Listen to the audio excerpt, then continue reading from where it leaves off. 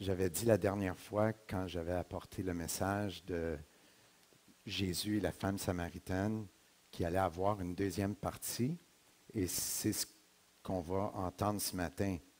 On a vu dans le message précédent que sur Jésus et la femme samaritaine, que Jésus était en Judée et il devait partir pour aller en Galilée.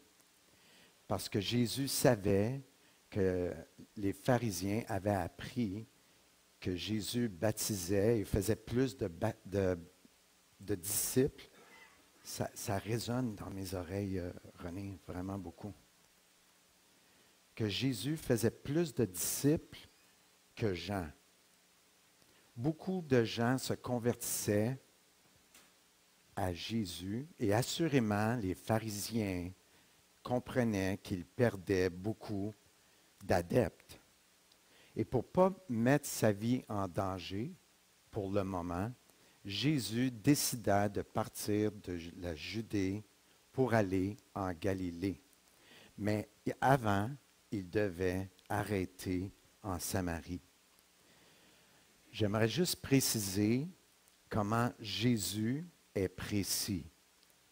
Il quitte la Judée sans GPS, dans une ville, pas n'importe quelle ville, mais plus précisément la ville de Sychar en Samarie.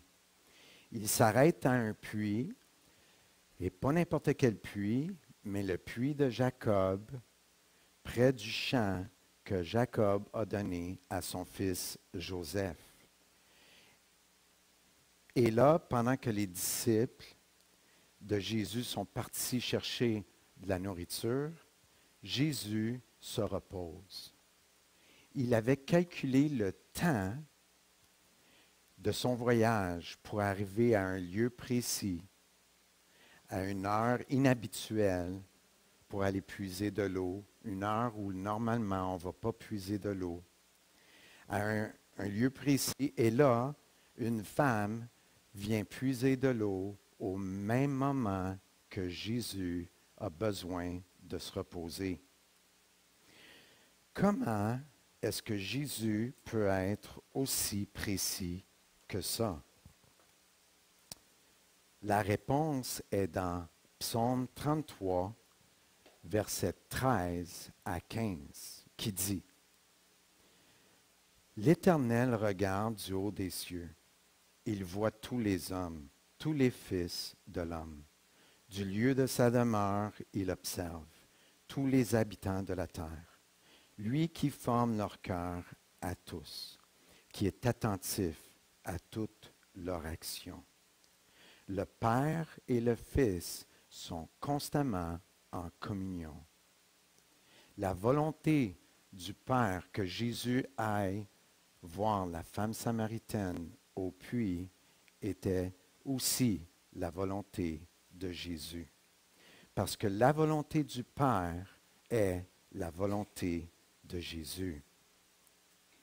Jésus se repose et la femme samaritaine arrive.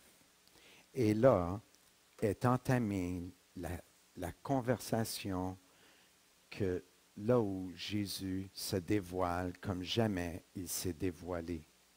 Et qui dévoile aussi le besoin de la femme samaritaine.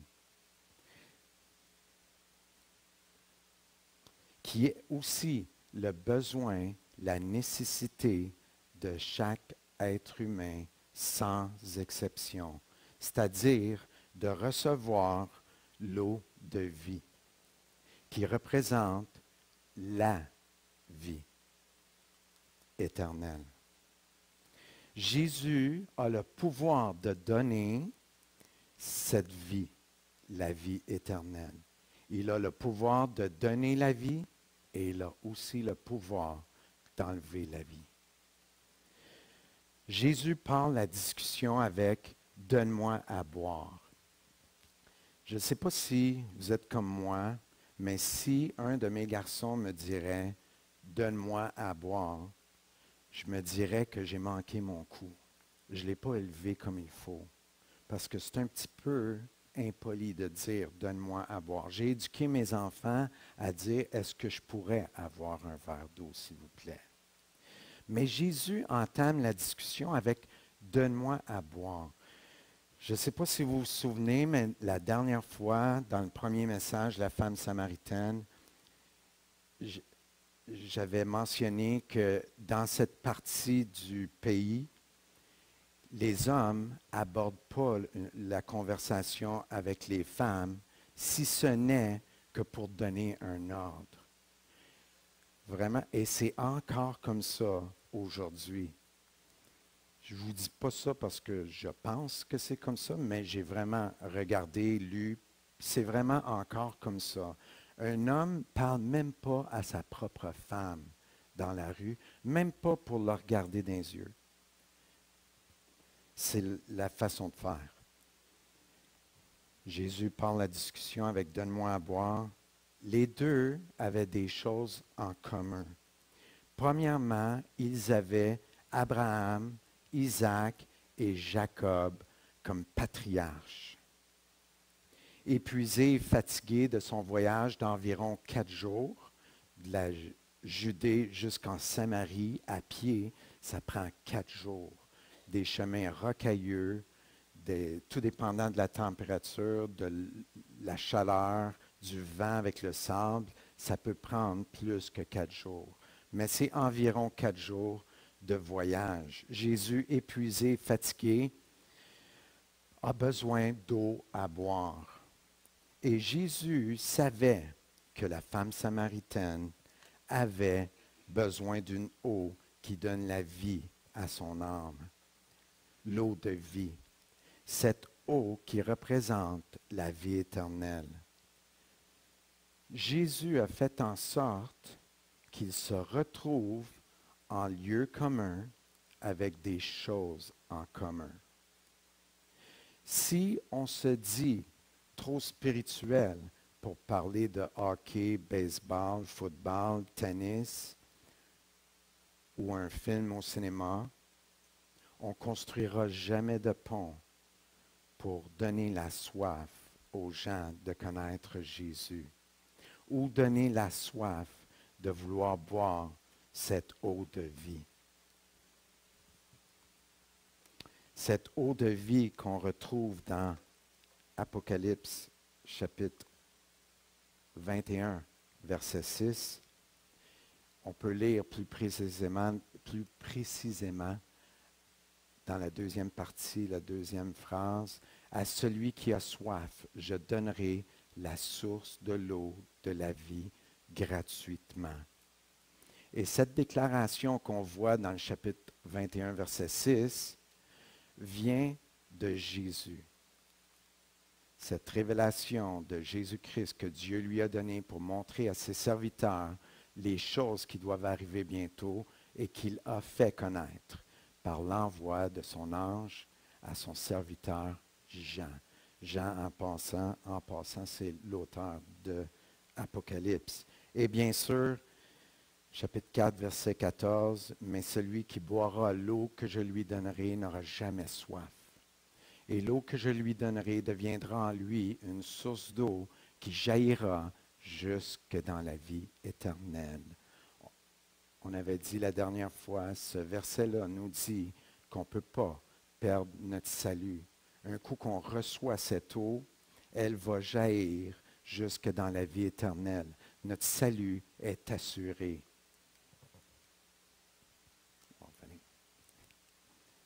Jésus a fait tout ce voyage parce qu'il voulait offrir cette eau de vie à la femme samaritaine.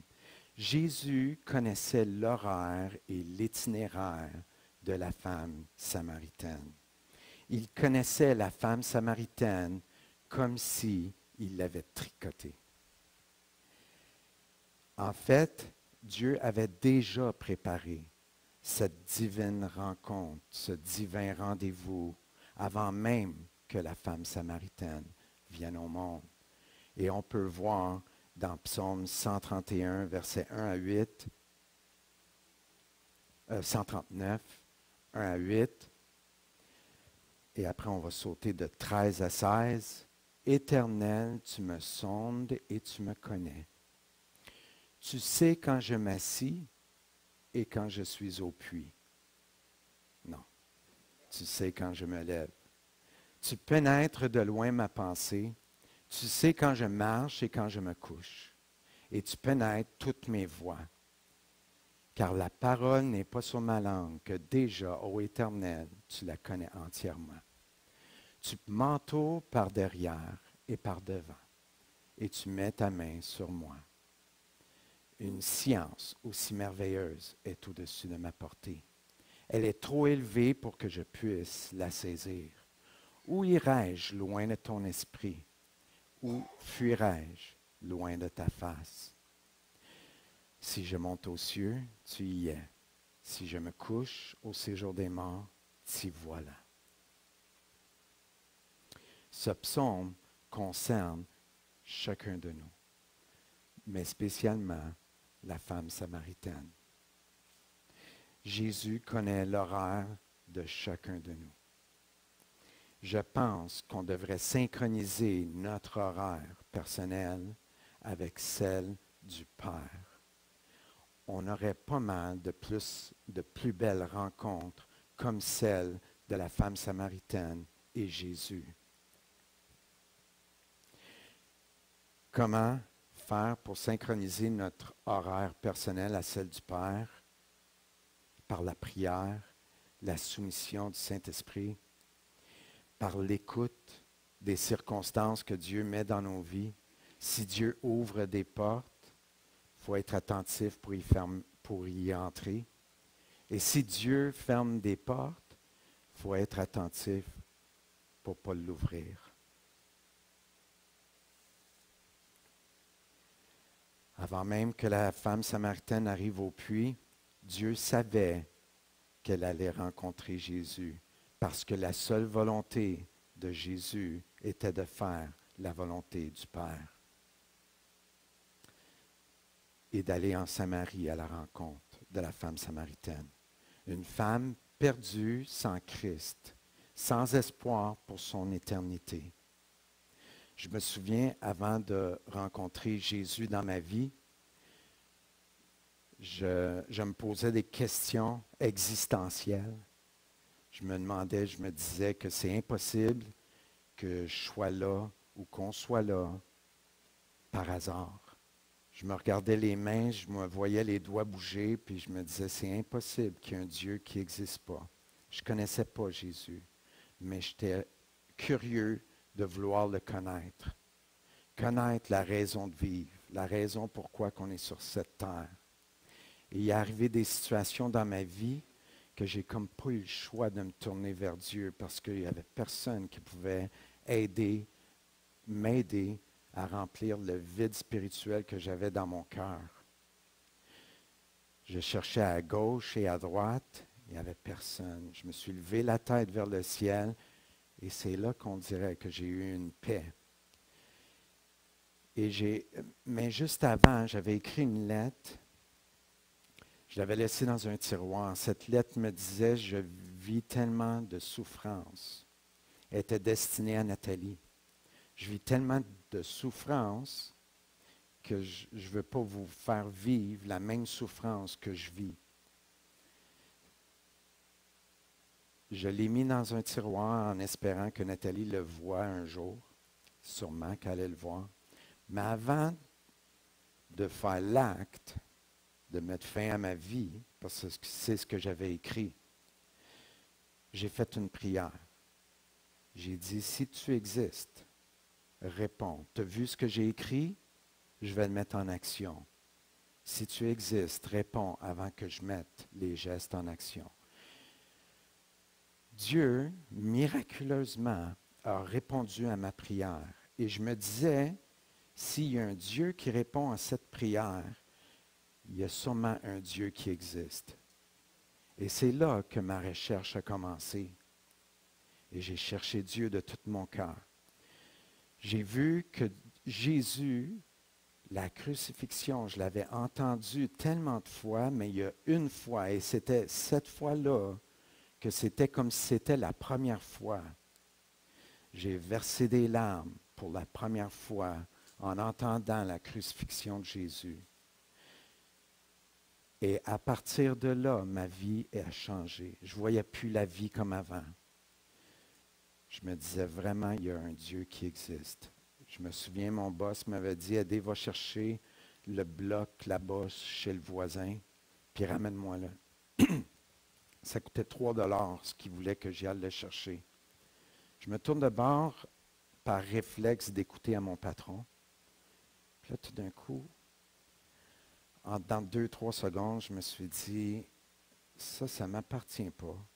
Ça n'appartient pas à mon boss. C'est sur le terrain du voisin.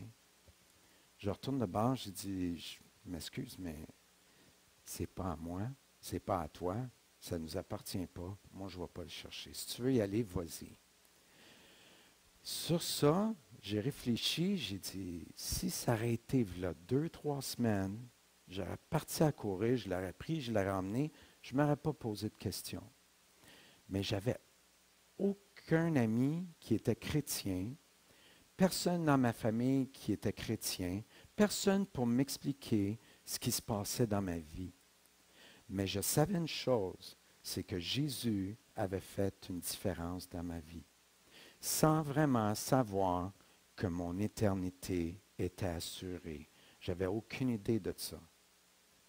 Mais en plus, c'était ça. Et je suis sûr que la femme samaritaine n'avait aucune idée que son éternité était assurée. Mais elle savait une chose, c'est que Jésus a fait une différence dans sa vie.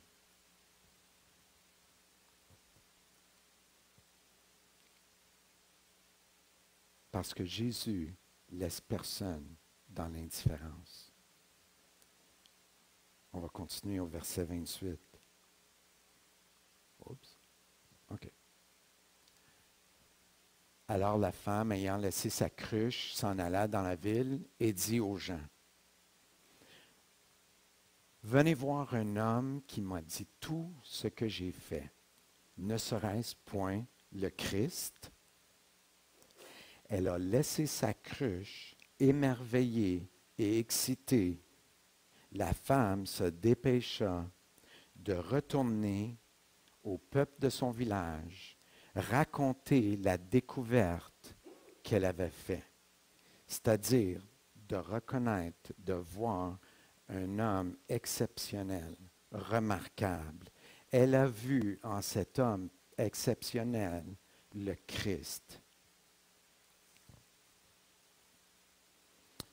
Aussi important que l'eau pouvait être dans cette partie du pays, c'était encore plus important pour cette femme samaritaine de raconter aux gens de son village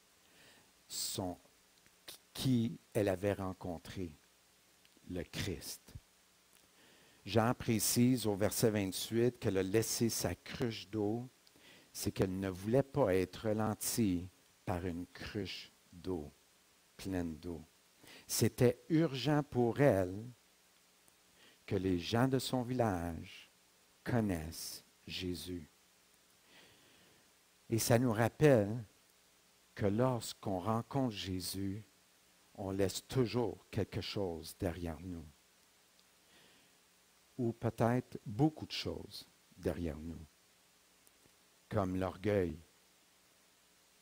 notre trop-plein de fierté, ou notre fierté mal placée, notre amertume, nos convoitises, nos murmures qui résonnent jusqu'au ciel, nos excuses, notre paresse. On laisse toujours quelque chose derrière nous lorsqu'on rencontre Jésus. Certains apôtres ont laissé leur bateau et leur filet derrière eux pour suivre Jésus. D'autres, comme Matthieu, a laissé son bureau de collecteur de taxes, sans compter peut-être plein d'enveloppes brunes, derrière lui pour suivre Jésus. Paul a laissé, si on lit dans les Actes chapitre 9, si vous voulez prendre note, il avait des lettres qui lui donnaient la permission de persécuter les chrétiens, dans le chapitre 9 des Actes. Il a laissé derrière lui ses lettres lorsqu'il a rencontré Jésus sur le chemin de Damas. Et il a non seulement laissé ses lettres derrière lui, mais il a laissé aussi sa vie entière. Il ramenait son passé seulement pour glorifier Dieu. À part ça, sa vie n'avait pas d'importance. Son passé n'avait pas d'importance. Il parlait de son témoignage, de sa vie passée à sa vie présente, juste pour glorifier Dieu. Une question qu'on peut se poser, c'est qu'avons-nous laissé pour Jésus derrière nous? En fait, il n'est jamais trop tard pour laisser quelque chose derrière nous pour Jésus.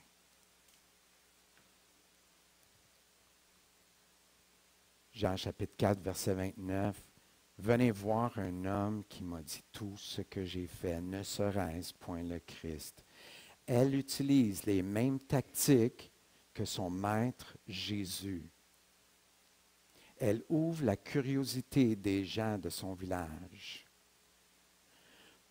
Pas besoin d'un cours d'évangélisation explosive. Pas que des cours, ce n'est pas important, mais elle n'a pas attendu 5 ans avant d'avoir d'expérience ou de connaissances bibliques avant de parler de Jésus. Elle a tout simplement compris l'importance et l'urgence de faire connaître Jésus.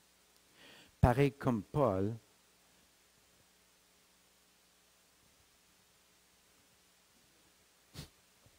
qu'est-ce qui arrive? Pareil comme Paul qui dit dans 1 Corinthiens 9, verset 16, « Si j'annonce l'Évangile, ce n'est pas pour moi un sujet de gloire, car la nécessité m'en est imposée, et malheur à moi si je n'annonce pas l'Évangile. » J'aimerais vous poser 2 questions. Qui a entendu parler de Jésus? Vous pouvez lever la main. Vous pouvez lever la main. Je pensais que personne n'a entendu. Vous pouvez lever la main. OK. Qui a vu Jésus agir dans sa vie? OK.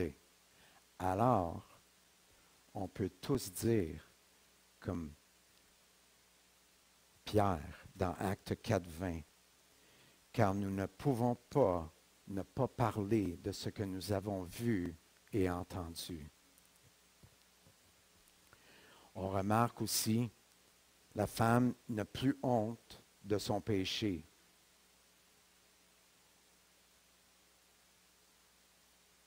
Il y a un bug. Ou je ne sais plus où je suis. OK, on va retourner. Ouais. Elle n'a plus honte de son péché. Elle retourne à son village. Elle leur dit, « Venez voir un homme qui m'a dit tout ce que j'ai fait. » Avant ça, je ne pense pas qu'elle aurait dit à son village, « Venez voir un homme qui m'a dit tout ce que j'ai fait. » Et j'imagine, oui, c'est ça. J'imagine que ces 5 ex-maris étaient là. Et l'homme avec qui elle vit, qu'elle n'est pas mariée avec, est là aussi. Et si Jésus sait tout ce qu'elle a fait, mais eux aussi savent, Jésus sait aussi ce qu'eux ont fait aussi. J'aimerais juste dire, ou revenir, récapituler, que dans le message précédent, j'avais dit que juste les hommes avaient le droit de divorce. Les femmes n'avaient pas le droit de divorcer. Et c'est l'homme qui décidait le divorce. sauter les parties, mais c'est pas grave. C'était l'homme qui avait le droit au divorce. Et ces hommes-là ont probablement divorcé parce que la femme samaritaine était une bouche de trop à nourrir. Si une femme était de trop à nourrir, l'homme trouvait une raison légale pour pouvoir la divorcer. Et c'est pour ça que les hommes pouvaient divorcer comme ils voulaient. Il n'y avait pas besoin de témoins. La femme, si elle voulait divorcer, il fallait un témoin. Il fallait des témoins vraiment valables. Mais l'homme donnait une raison légale et il pouvait se débarrasser de la femme.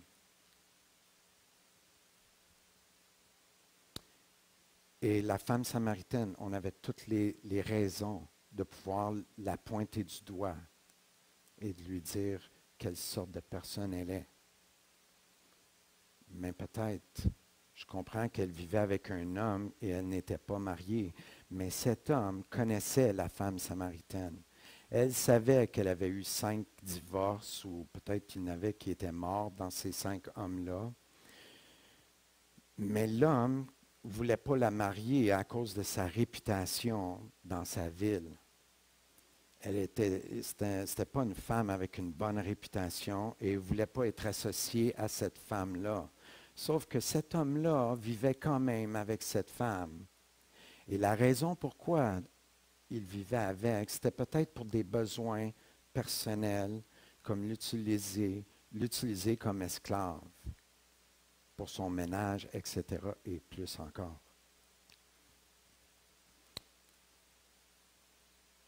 Jésus a tout simplement mis le doigt sur son bobo du présent, qu'elle vivait avec un homme et qu'elle n'était pas mariée. Et il s'est présenté à elle, qu'on peut voir dans Jean chapitre 4, verset 26. Je le suis, moi qui te parle. C'est-à-dire celui qui sait toutes choses, celui qui a le pouvoir de donner la vie et de l'ôter, comme on a vu dans le message précédent. Qui aurait dit le reste? Parce que la femme samaritaine dit, il m'a dit toutes choses. Dans peu de temps,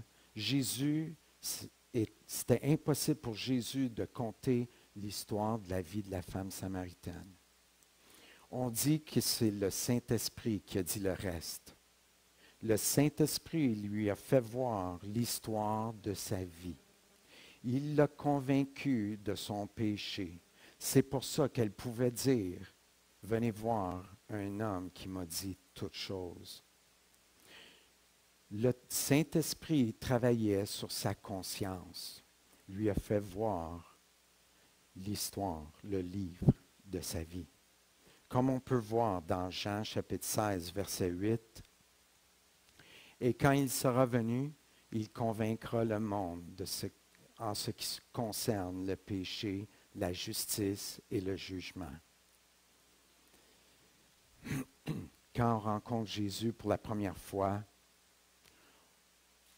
notre vie entière passe sous nos yeux. C'est pour ça qu'elle pouvait dire, venez voir cet homme qui m'a dit tout ce que j'ai fait.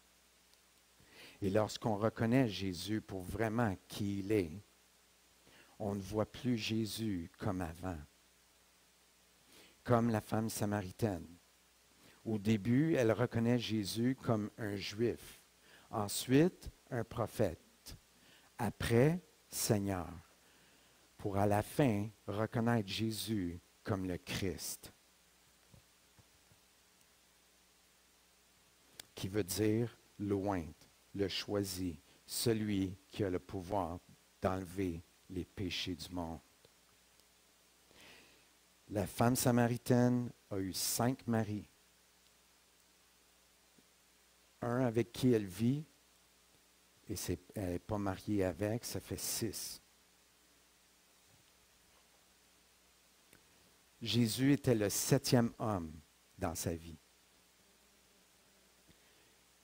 Il était le seul qui a ouvert ses bras tout grands ouverts pour elle.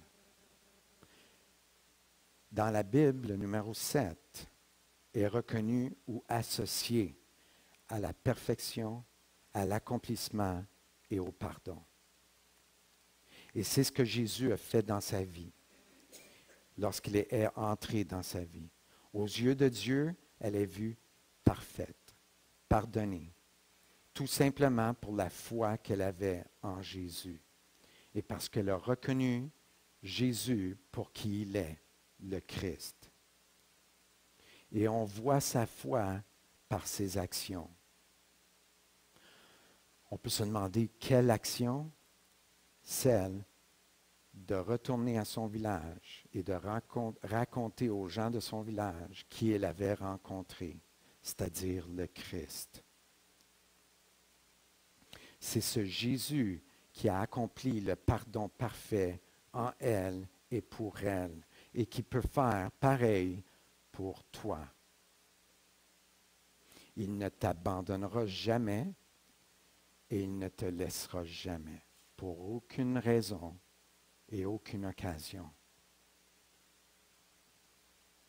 Mais si nous marchons dans la lumière, comme il est lui-même dans la lumière, nous sommes mutuellement en communion et le sang de Jésus-Christ, Jésus, son Fils, nous purifie de tout péché. Pour tous ceux qui mettent sa foi en Jésus, ceux qui reconnaissent Jésus pour qui il est, le Christ, tu peux être pardonné. Tes péchés peuvent être pardonnés du péché du présent, du passé et de l'avenir. Le sang de Jésus purifie les péchés. Tu peux être pardonné. Pour tous ceux qui mettent sa foi en Jésus, vous allez être inclus dans ce verset. 1 Pierre 2,9. Vous, au contraire, vous êtes une race élue, un sacerdoce royal, une nation sainte, un peuple acquis, afin que vous annonciez les vertus de celui qui vous a appelé des ténèbres à son admirable lumière. La femme samaritaine arrive à son village, annoncer qui elle a rencontré, le Christ. Ils sortirent de la ville et ils vinrent vers lui. Les gens de son village sont sortis voir l'admirable lumière qui est en Jésus-Christ. Pendant ce temps, les disciples pressaient Jésus de manger, disant, « Rabbi, mange. »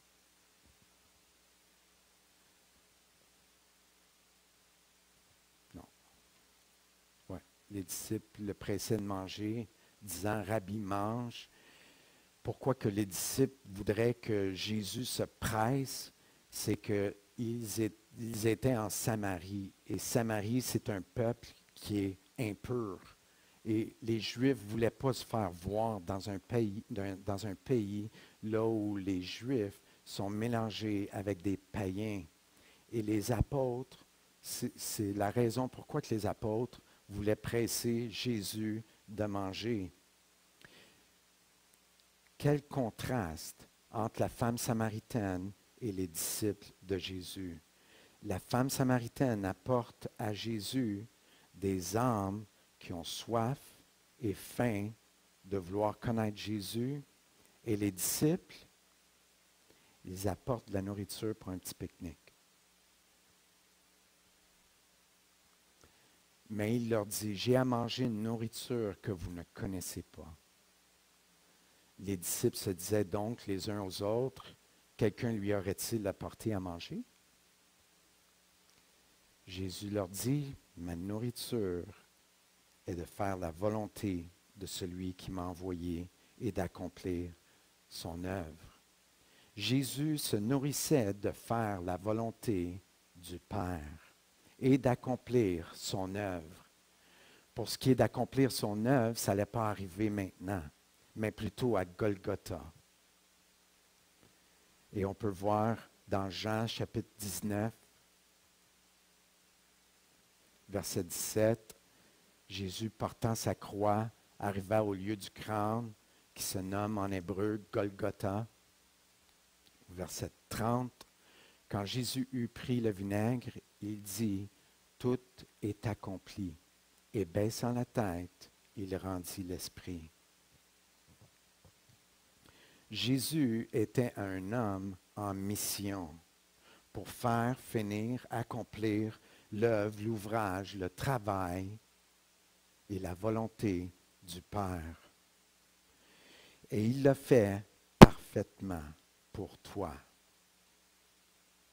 Pendant ce temps, les disciples pressaient Jésus de manger.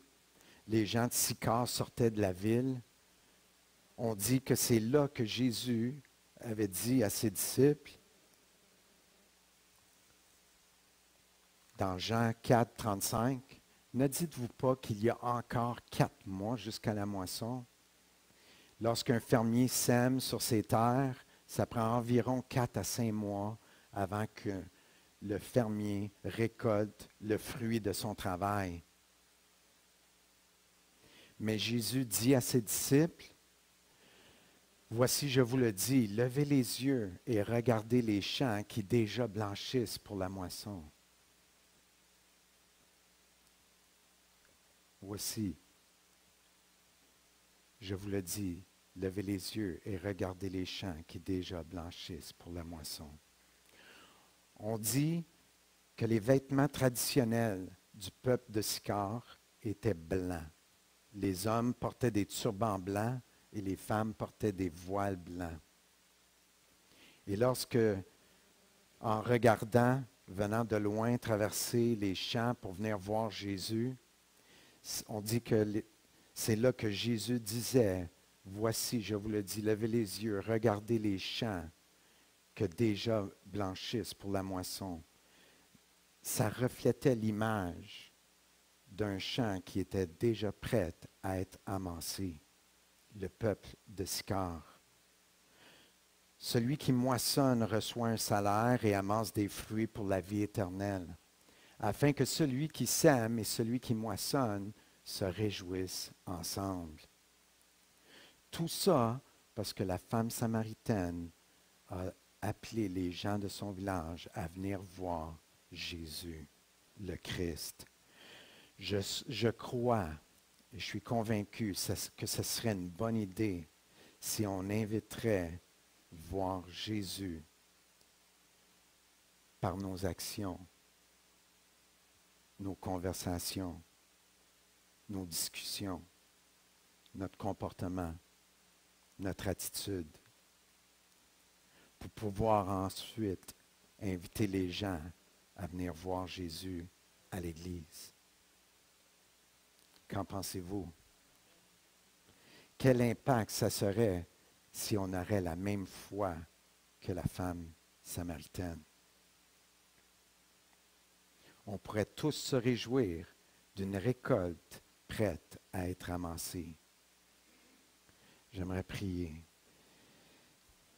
Seigneur Dieu, on veut te remercier. Te remercier pour ta bonté, pour le privilège qu'on a d'avoir ta parole entre nos mains.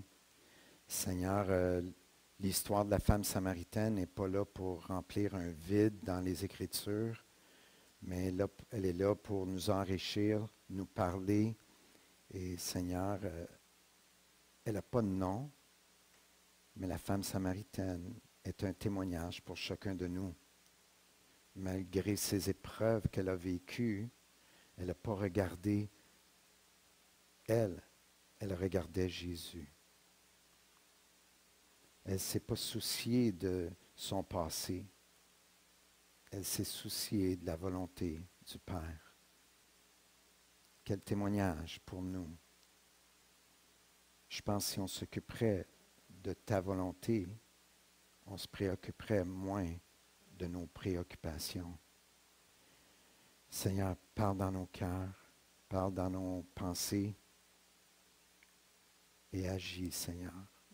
On n'est pas ici juste pour être des auditoires attentifs, mais on est ici pour être transformés et à ta ressemblance, pour agir et être un peu comme toi à tous les jours.